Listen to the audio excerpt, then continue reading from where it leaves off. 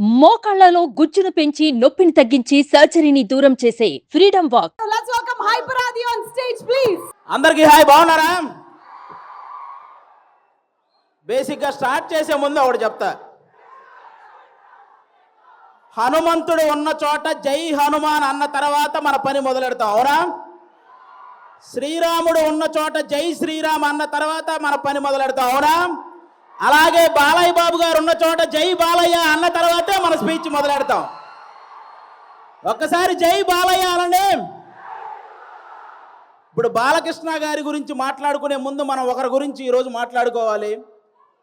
ప్రపంచంలో మనం ఏ మూలన ఉన్నా నేను తెలుగువాణ్ణి అని గర్వంగా ధైర్యంగా చెప్పుకుంటున్నాము అంటే ఆ గర్వం పేరు, ఆ ధైర్యం పేరు నందమూరి తారక రామారావు గారు. శ్రీరాముడు, శ్రీకృష్ణుడు ఈ దేవుళ్ళు ఎలా ఉంటారో మనకు తెలియదు, కానీ రామారావు గారు ఆ పాత్రలు వేసినప్పటి నుంచి శ్రీకృష్ణుడుగా ఆయన ఫోటోలే ఇంట్లో పెట్టాం, శ్రీరాముడుగా ఆయనకే చేతులెత్తి దండం పెట్టాం, అవునా కాదా? అలాగే మీరందరూ గమనించినట్టయితే మీ రామారావు గారి గురించి చెప్పాలంటే నాకు చిన్నప్పటి నుంచి ఆయన సినిమాలు ఎన్నో చూసి పెరిగా. మీరు బొబ్బిలి పులి అనే ఒక సినిమా చూసారా? మీరు లాస్ట్లో ఒక 15 నిమిషాల కోర్టు సీన్ ఉంటుంది, అది ఒక్కటి చూడండి చాలు. ఆయన గాంభీర్యం, ఆయన బాడీ లాంగ్వేజ్, ఆయన డైలాగు మాడ్యులేషన్, అలాంటి వ్యక్తిని పుట్టిన ప్రతి ఒక్కరూ స్మరించుకోవడం తప్ప మళ్ళీ అలాంటి నటులు, అలాంటి నాయకులు మళ్ళీ పుట్టరు. అలాంటి రామారావు గారి గురించి ఈరోజు బాలకృష్ణ గారి సమక్షంలో ఆయన 101వ జయంతి సందర్భంగా స్మరించుకోవటం నిజంగా అదృష్టంగా భావిస్తున్నాను sir. Thank you so much. Telugu జాతి గౌరవాన్ని రామారావు గారు కాపాడితే, రామారావు గారి గౌరవాన్ని ఒక పక్క దమ్మున్న సినిమాలు చేస్తూ ఇంకో పక్క నిజాయితీ గల రాజకీయాలు చేస్తూ కాపాడుకుంటూ వస్తున్న వ్యక్తి మన నందమూరి బాలకృష్ణ గారు. నందమూరి బాలకృష్ణ గారు మీరందరూ గమనించినట్లయితే చాలామంది బాలకృష్ణ గారు ఎవరినో కొట్టారు, బాలకృష్ణ గారు ఎవరినో తిట్టారు అని రాస్తుంటారు. కానీ బాలకృష్ణ గారు కొన్ని వేల మంది పేద ప్రజల బతుకులు నిలబెట్టారు, అది రాయాలి. సినిమాలు, రాజకీయాలు చేయటం పెద్ద విషయం కాదు, కానీ బసవతారకం అనే ఒక క్యాన్సర్ హాస్పిటల్ ద్వారా ఎంతో మంది పేదవాళ్ళకి సహాయం చేయడం అనేది నిజంగా చాలా చాలా పెద్ద విషయం, చాలా గొప్ప విషయం. ఈ సమాజంలో ఎంతమందికి భయం, బాధ్యత ఉన్నాయో నాకు తెలియదు, కానీ బాలకృష్ణ గారితో పనిచేసే ప్రతి ఒక్కరికి ఆ భయం, బాధ్యత రెండూ ఉంటాయి, ఇదైతే షూర్. అంటే బాలకృష్ణ గారి సినిమాలు చాలామందికి చాలా ఇష్టం ఉంటాయి, నాకు చాలా సినిమాలు ఇష్టం. అందులో సార్ బొబ్బిలి సింహం అనే ఒక సినిమా సార్. మీరు వైట్ అండ్ వైట్ పంచకట్టుతో నడుచుకుంటూ వస్తుంటే వెనక శ్రీరాముడి శ్లోకం వస్తుంటుంది. మీనా గారు మిమ్మల్ని అలా చూస్తూ ఉండిపోతారు.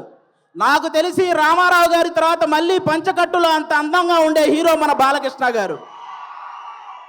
నిజంగా మీరందరూ అదృష్టవంతులు, ఎందుకంటే ఒక జనరేషన్ వాళ్ళు మాకు గుర్తుండిపోయే సినిమాలు కావాలి అని అడిగారు. ఆదిత్య 369, అలాగే భైరవ దీపం ఇలాంటి సినిమాలు మీకు ఇచ్చారు. ఒక జనరేషన్ వాళ్ళు మేము తొడగొట్టే సినిమాలు కావాలని అడిగారు. సమరసింహారెడ్డి, నరసింహనాయుడు అనే సినిమాలు మీకు ఇచ్చారు. ఒక జనరేషన్ వాళ్ళు మేము కాలర్ ఎగరేసే సినిమాలు కావాలన్నారు, సింహ లాంటి సినిమా మీకు ఇచ్చారు. ఇంకొక జనరేషన్ వాళ్ళు మేము మేసం తిప్పే సినిమా కావాలన్నారు, లెజెండు, అఖండ, భగవంత్ కేసరి ఇలాంటి సినిమాలు మీ అందరికీ ఇచ్చారు. జనరేషన్లో మారిన బాలకృష్ణ గారి ఎనర్జీ ఏంట్రా బాబు అలా ఉందని అడుగుతుంటారు. జనరేషన్లో మారితే మనుషులు మారుతారు, టెక్నాలజీలు మారుతాయి. బాలయ్య బాబు గారి ఎనర్జీ ఎందుకు మారుతురా బ్లడీ ఫోల్ అని చెప్పండి. అంటే స్టాక్ మార్కెట్ గ్రాఫ్ అయినా పెరగటం తగ్గటం ఉంటుంది, కానీ ప్రజెంట్ బాలయ్య బాబు గారి మార్కెట్ గ్రాఫ్ పెరగటం తప్ప తగ్గటం లేదు. అంటే అటు పక్క సినిమాల్లో అన్స్టాపబుల్, ఓటీటీలో అన్స్టాపబుల్, రాజకీయాల్లో అన్స్టాపబుల్, సేవ చేయడంలో అన్స్టాపబుల్, అనవసరంగా దూరిన వాడిని కొట్టడంలో అన్స్టాపబుల్, అవసరం అని అడిగిన వాడికి పెట్టడంలో అన్స్టాపబుల్. అలాంటి బాలకృష్ణ గారు ఈరోజు మా గ్యాంగ్స్ ఆఫ్ గోదావరి ఈవెంట్కి రావటం నిజంగా మా గ్యాంగ్స్ ఆఫ్ గోదావరి కలెక్షన్లు కూడా అన్స్టాపబుల్గా ఉండాలని మనస్ఫూర్తిగా కోరుకుంటున్నాను.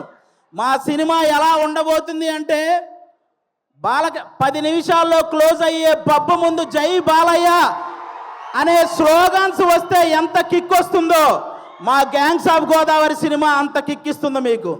బాలకృష్ణ గారి చేతిలో ఉన్న మైక్ స్టైల్గా అలా ఎగరేసి పట్టుకున్నప్పుడు ఎంత కిక్ వస్తుందో మా గ్యాంగ్స్ ఆఫ్ గోదావరి సినిమా అంత కిక్ వస్తుంది. బాలకృష్ణ గారు ఇంట్రెస్టింగ్గా మాట్లాడుతున్నప్పుడు మధ్యలో ఫోన్ వస్తే ఆ ఫోన్ తీసి స్టైల్గా ఇసిరేసినప్పుడు ఎంత కిక్ వస్తుందో మా గ్యాంగ్స్ ఆఫ్ గోదావరి సినిమా అంత కిక్ వస్తుంది. పద్ధతిగా ఫోటో